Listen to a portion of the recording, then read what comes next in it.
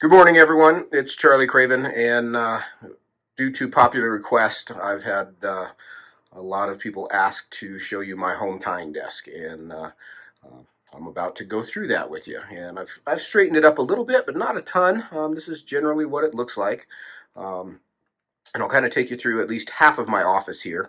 The other half has just got some random, business stuff in it, so not nearly as exciting, but. Um, this is my tying desk here that I have had since I was about 10 or 12 years old. And at some point, I'm going to have Drew Allman make me a tie-craft desk to go in here, maybe with some built-in cabinets. But in the meantime, this desk has served me well for the years that I've had it. And so we'll start there. It's just a heavy wooden desk. Um, I'll start over here in this corner. First, here, I'll kind of pan up. You can see there's a beautiful view of Palmer Lake out my window there, and there's a train going by. There's the train you all hear all the time.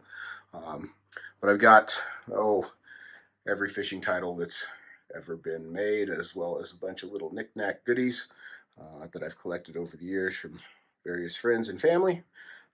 So books are always good to have close by on hand. And then in these tubs, I've got just various bulk materials. You can see there's a bunch of macrame yarn.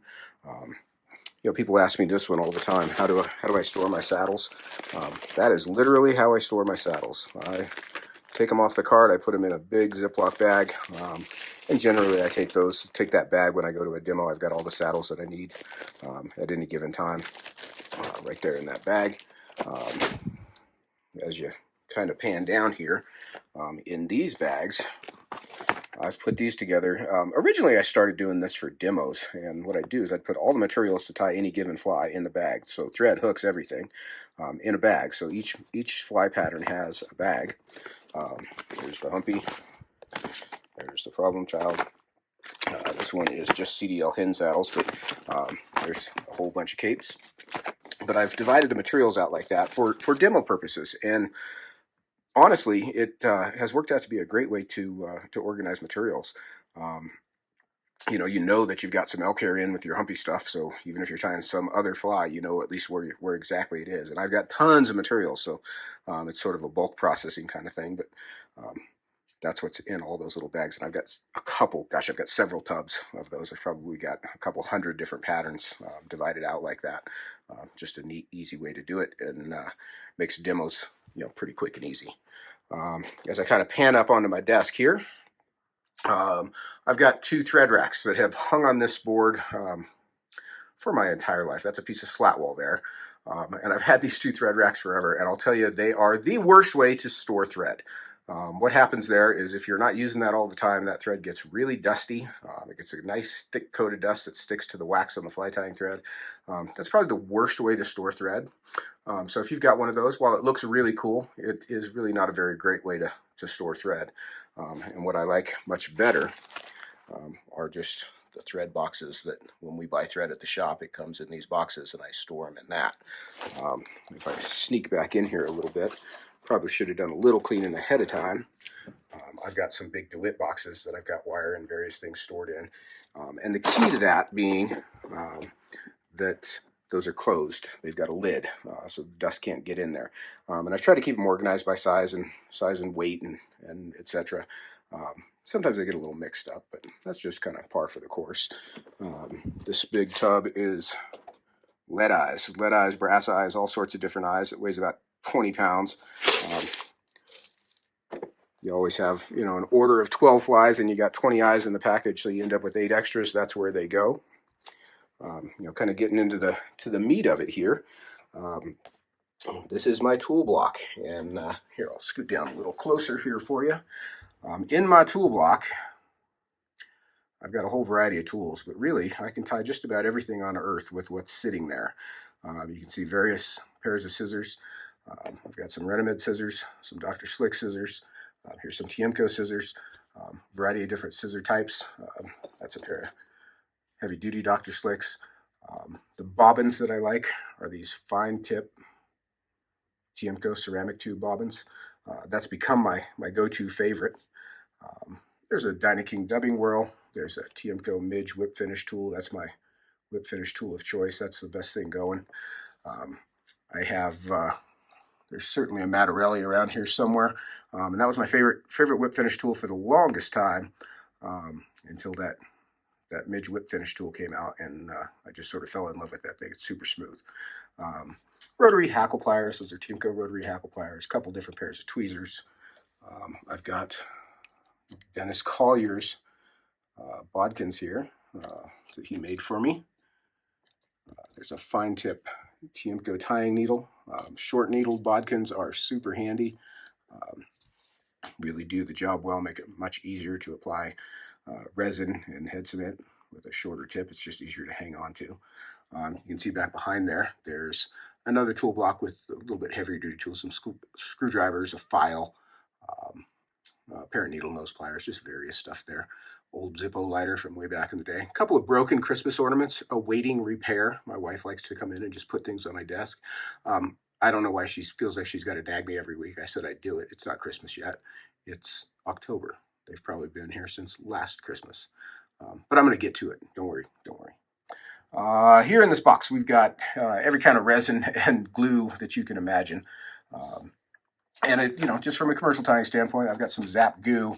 You just sort of collect all this stuff. Liquid Fusion, Solar my favorite. A couple different ways to go about it. I've got some 2-ounce bottles and half-ounce bottles. The half-ounce bottles with the screw-on lid travel better for demos. There's my UV lamp. That's a Solar UV lamp. Some head cement. That's Flex Seal there. There's a bottle of gloss coat right there. Some Starbond super glue. Here's a little hairline tie-in pad. This little area right here is sort of a catch-all. As you can see, it's just got random little bits of everything. Extra hackle from the last batch of flies that I tied, some random hooks. There's a little, I don't even know what's in that little box, not much. Spare razor blade here and there. Get that out of the way. Kind of keep my hair stackers right at hand. You can kind of see what I use often is within arm's reach. And when I kind of pan back out here, you can see that my tying desk is completely clear, except for the perimeter is kind of where I store everything.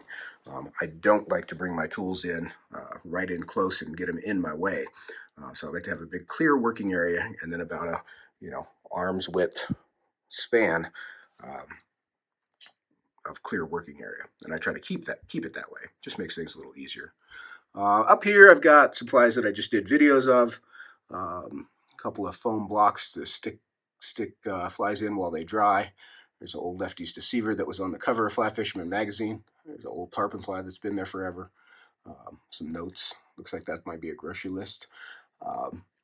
More bobbins, more UV lights, more thread. And again, this tool block was made, this one back here, was made for me by a guy named Bill Pickering, who I still talk to every now and again. Made some beautiful woodwork stuff. And Bill made me this way back in the 90s, I think. But it's a beautiful piece. And you can see there on the corners some of my hair stacker collection as well. If I come over here, I've got my beads, and the way I store my beads, some of you have seen this before.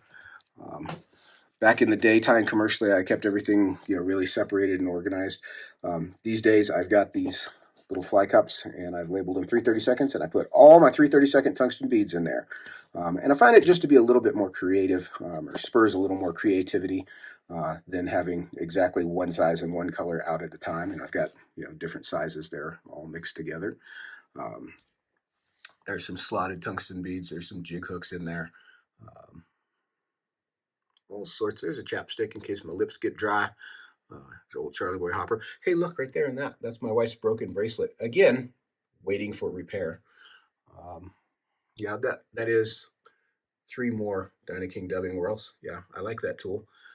Long story why I have so many of them. But over here I've got some more beads of various sizes. Some fly orders that I've been working on. You can see I've got a pretty good marker collection. There's some Copic and all kinds of different markers there. You can see they're all laying on their side. They're in that Ziploc bag on their side, or in that organizer on their side. Don't store your markers tip up or tip down. Try to store them on their side so the ink doesn't settle. And then I'll just pan out a bit here. Let me move these lights down a bit. I'll give you some. These are, you're going to ask, these are drafting lamps. They're hard to find. I'm not saying they're impossible to find right now, but during COVID, man, we had the hardest time trying to find them. I've had these drafting lamps. We've got some at the shop, but I would love to sell them again, but I can't seem to find them. They come in black or white, but they're a big gooseneck lamp with an incandescent and fluorescent bulb. Great lamps, and I use 2 of them. There's my Dynaking Pro Vice as well, and my eyeglasses right underneath it because I'm old and I can't see without those. So if I scan up here, let me move these out of the way. You can see on this slat wall, I've got various bags, big bags, and what I do to organize is, you can see, right here, for instance, that's a bag of fluorofiber. I just put all the colors of fluorofiber in one big bag and punch a hole in it and put it on a peg. And I've got McFlyline up there. I've got Super Floss. There's chenille in that top row.